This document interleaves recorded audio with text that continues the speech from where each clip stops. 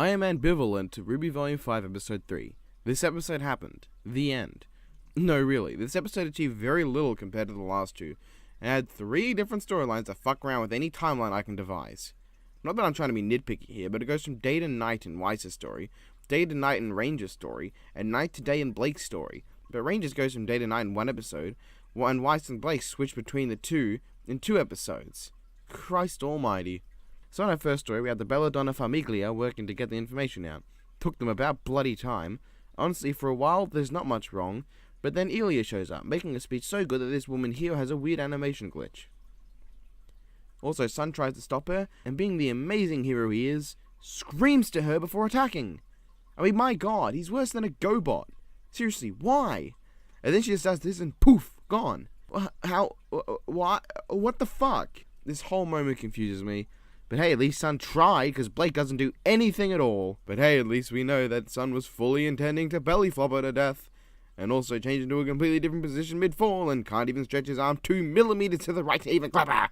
But the meat of this episode is, actually no. Let's get the veggies out of the way. Weiss here gets to see me meet the great Frenolio, or something, and nothing really happens. They're gonna ransom her off. This woman is a big fan of Weiss's long hard sword, and Raven doesn't show up. Despite what they say about Winter not being here, I don't fucking believe it. Okay, so the meat of the episode is of Oscar here. This is an exposition scene. What do we learn? Well, apparently, Ozpin is a collective of wackos who reincarnate every time they hit the bucket.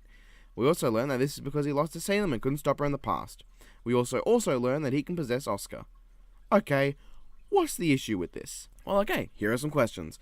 What happens to the other person's soul? Do they fuse with Ozpin's completely? What does he mean by he's changed, and by what degree does that person affect him? And if they fuse completely, then will that eventually create a Devastator effect where they can only do what they all agree on? Or will the mind that's not Oscar end up disappearing? Could there be someone with enough willpower to overpower Ozpin? If he lost to Salem, then what is her real goal? What did she accomplish that was so bad the gods cursed him? Why would the gods only curse one person if Salem was so bad? If he can possess people, then does that mean he eventually possesses them for good and they are trapped inside and can never come out? Does each reincarnation get the same semblance and abilities? Do the people he reincarnate into die and never come back unlike him, forcing them to live their entire life with another person at the helm? Do they all end up looking the same? Questions, chicken choppers! Answer them! What we do learn, though, is that, yes, Ozpin can possess Oscar, and also, yes, this comes the hell out of nowhere. Also, the Oscar will acquire Ozpin's muscle memory, and also, yes, Oscar needs to train. Also, Ozpin gives us this scene. You, Miss Rose, shit at Street Fighter. Get good at hand-to-hand scrub. Wait, what about the time I... Ignore that. Also, what about the silverite? Ignore that too. John, you're shit. Hey, well, fuck you too, then. What about us? No. Why won't you train us? Because shut up. Yeah, Ozpin never brings up training Ren and Nora. Also, he's not going to talk to Lion Fight at all. And Lion-O never shows up. Also, we can totally see Nora's panties from this point onwards. We do learn, however, that Crow is going to get some trustworthy huntsmen and huntresses, and also that he hates tables as much as I hate paper versus tree. Although really, Ren and Nora haven't shown the best abilities in hand-to-hand combat either, so...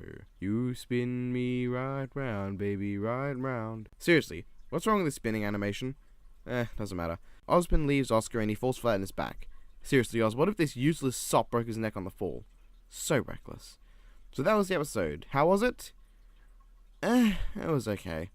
The Weiss stuff was boring, the Blake stuff made me scream, and the Ozpin stuff really didn't explain as much as it opened up more questions. The big flaw with this episode is that I feel like it essentially went fucking nowhere. The end.